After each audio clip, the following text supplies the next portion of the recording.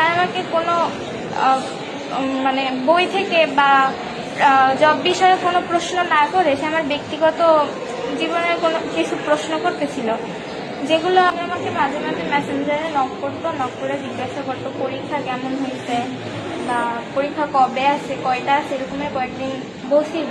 এরপরে একদিন হঠাৎ তুমি আমার মেসেজ দিয়ে বলতেছে যে আমি তোমার কাছে একটা রিকোয়েস্ট করতেছি, তুমি রাখবা, কারো কাছে বললো না। আমি বলছি জি স্যার বলেন। তো উনি বলতেছে যে আমি তোমার সাথে কথা বলি, এটা তুমি কাউকে জানাইও না। আমি বলছি আচ্ছা ঠিক আছে। পরে উনি আমার বলতেছে যে তুমি কি ইমু চালাও? পরে আমি বলছি না স্যার, আমি ইমু চালাই না, শুধু ফেসবুক ইউজ করি। এটা গেছে। এরপরে ওই দিন ভাইবার দিনকে যখন ভাইবার দিতে আসলাম, তো প্রথমে আমার ফার্স্টে সিরিয়ালে যে ছিল যে মেয়েটা, ও আগে গেছে। আগে যাওয়ার পরে ওর সাথে মানে দুজন করে ভাইবা নিচ্ছে। তো ওর সাথে যে ছেলেটা ছিল ওকে বের করে দেওয়া হয়েছে। বের করে ওরে আধা ঘন্টার মধ্যে রুমে আটকে রাখছে। রুমে আটকে অনেক কথা বলছে, অস্বস্তিজনক অনেক কথাই বলছে ওর সাথে। তো বের হয়ে আসে আমাদের সাথে এটা শেয়ার করছে। শেয়ার করার পরে আমরা যারা ফ্রেন্ডরা ছিলাম আমাদের একটু খারাপ লাগছে কথাটা শুনে।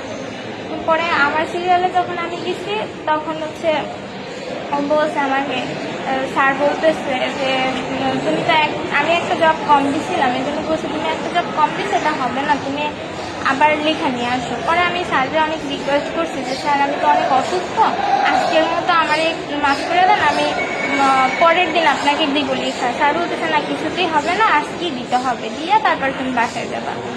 পরে আমি বলছি আচ্ছা ঠিক আছে। পরে আমি বের হয়ে গেছি, এসে লিখছি। লেখা দ্বিতীয়বার যখন আমি নিয়ে যাব তার আগে আমার ফ্রেন্ডের সাথে আমি শেয়ার করছি যে আমাকে এইভাবে বলা হয়েছে।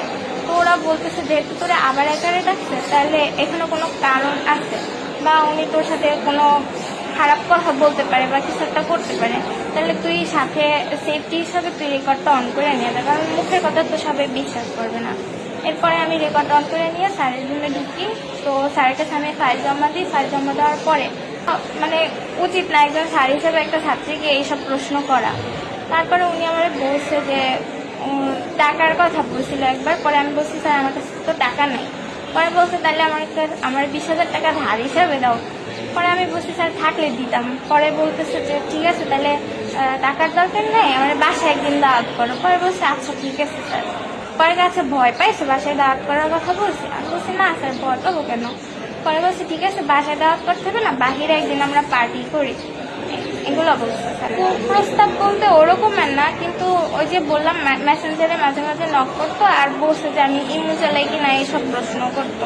হ্যাঁ, অন্য আরো অনেক ছাত্রীরা আছে, ওদেরকেও বলা হয়েছে। এরপরে ছাত্ররা যারা আছে ওদের কাছ থেকে, ওদেরকে তো আর এরকমের প্রস্তাব দিতে পারে না, ওদের কাছ থেকে টাকা চাইছে, যাতে টাকা দিলে সে পরীক্ষায় পাশ করাইয়া দিবে, এভাবে বলছে। আর আমার সাথে আরেকটা মেয়ে আছে, ওরা এইভাবে বলছে যে তোমার তো বিয়ে হয় না, তাহলে তুমি রাত্রি কি করো, তোমার তো জামাই নেই। একজন স্যার প্র্যাকটিক্যাল টাইমে ভাইবা বোর্ডে মানে শিক্ষার্থীরা এইভাবে প্রশ্ন করছে।